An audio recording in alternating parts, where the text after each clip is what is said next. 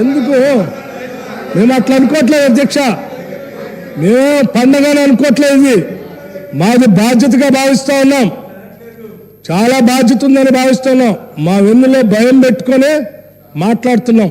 మేము అందించే పాలన కూడా మా వెన్నులో భయం పెట్టుకొని ప్రజలకు జవాబుదారితనంగా ఉంటూ వాళ్ళకి ఎట్లా కావాలో అటువంటి ఇందిరమ్మ రాజ్యాన్ని అందించడం కోసమే ఉన్నాం తప్ప ఇదేదో పండగనో లేకపోతే ఉత్సవాలనో లేకపోతే మాకు అధికారం వచ్చిందో కిరీటాలు వచ్చిందని మేము అనుకోవట్లేదు.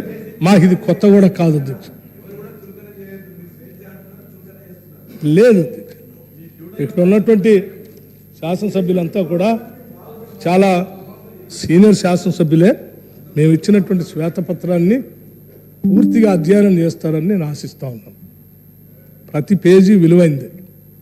సరే, కొద్దిమంది సభ్యులు హరీష్ రావు గారు ఇందా మాట్లాడుతూ దీంట్లో తప్పులు తడకలు ఉన్నాయని చెప్పారు. తప్పులు తడకలు ఏం లేవు హరీష్ రావు గారు.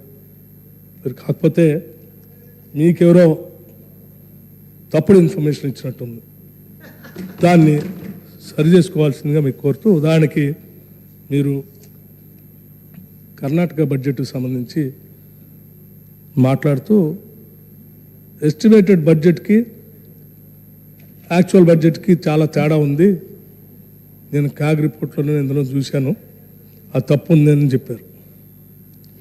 2021-22 బహుశా మరి కర్ణాటక రాష్ట్రానికి సంబంధించిన బడ్జెట్ పేపర్లు కాపీని నేను తెప్పించా. ఈ పుస్తకంలో శ్వేతపత్రంలో చూపించింది కేవలం దీంట్లో ఉన్నది బడ్జెట్ పేపర్లు, వాళ్ళ రాష్ట్ర బడ్జెట్ పేపర్లు. ఇది కర్ణాటకలో కూడా ఉంది, కర్ణాటక భాషలో కూడా ఉంది. ఇది 2021-22కి సంబంధించి 2,31,642 కోట్లు స్పష్టంగా బడ్జెట్ ఎస్టిమేట్స్ స్పష్టంగా రాసింది. ఇది కావాలంటే నేను వారికి కాపీ పంపిస్తాను, తీసుకోమ్మా. రానా, ఎక్స్క్యూజ్ మీ, ఇది వారి ద్వారా గౌరవ సభ్యులకు పంపించండి.